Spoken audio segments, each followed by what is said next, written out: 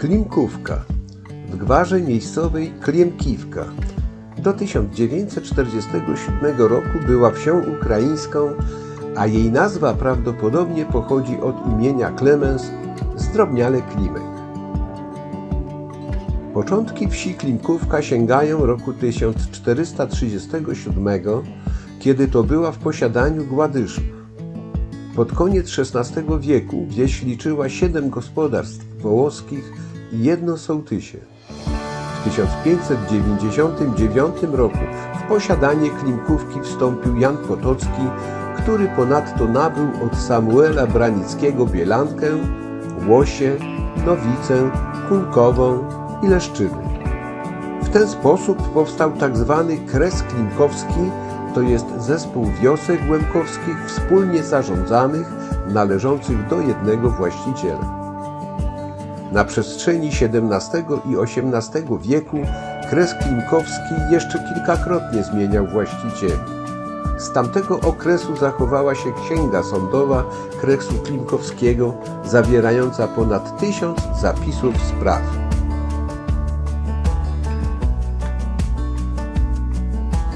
W roku 1785 wieś liczyła 320 mieszkańców, 295 grekokatolików, czyli Rusinów, 9 Żydów i 16 rzymskich katolików. Działała tutaj wtedy huta szkła, ulokowana w przysiłku Flasza u stóp góry o tej samej nazwie. Rozwój wsi wiązał się także m.in. z odkryciem na jej terenie złóż ropy naftowej, którą wydobywano prymitywnymi metodami. W 1914 roku rozpoczęto we wsi budowę cerkwi pod wezwaniem Zaśnięcia Bogu Rodzicu. Przy czym pierwsza wzmianka o cerkwi w Klimkówce pochodzi już z 1685 roku. Nowo budowana świątynia zupełnie odbiegała od miejscowego kanonu, przede wszystkim była murowana, wznoszona na planie krzyża o zaokrąglonych końcach ramion. Budowę ukończono w 1917 roku, zaś polichromię wykonano w 1926 roku. Starą drewnianą cerkiew rozebrano wkrótce, przy czym prezbiterium przeniesiono na cmentarz, gdzie pełniło rolę kaplicy cmentarnej. Wybuch II wojny światowej nie przyniósł zniszczeń.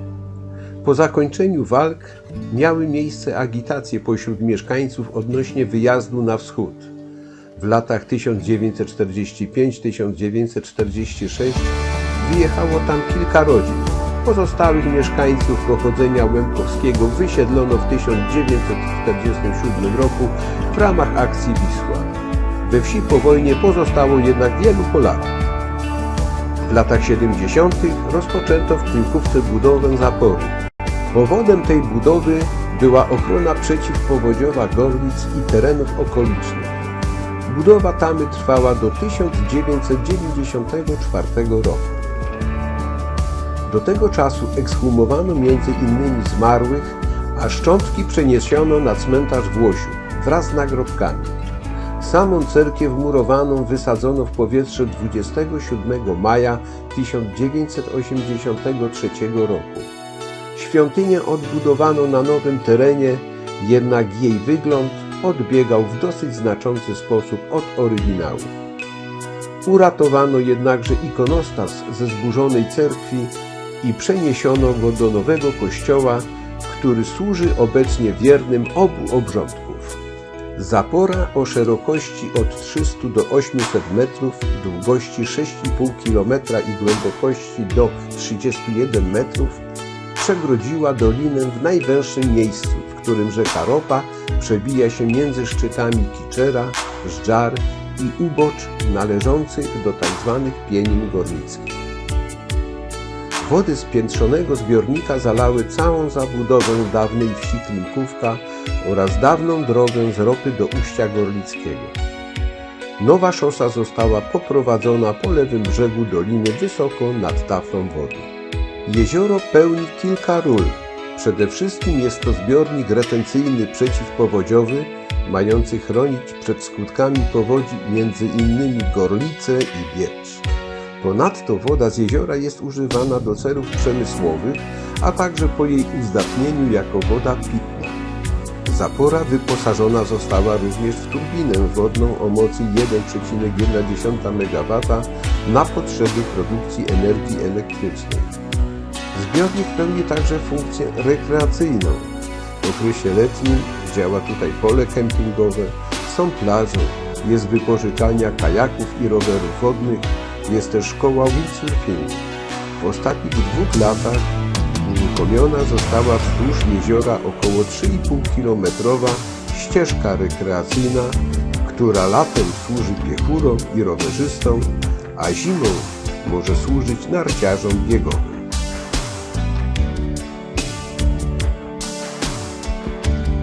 Jezioro odegrało także swoją rolę w ekranizacji powieści Henryka Sienkiewicza „Ogniem i mieczem”. Właśnie tutaj w 1997 roku kręcono ujęcia, gdzie pełniło ono rolę Dniepru, po którym Jan Skrzetuski jako poseł Jeremiego Wiśniowieckiego płynął do kozaków, a towarzyszący mu m.in. Rzędzian nie mógł wyjść z podziwu nad otaczającą go wielką wodą.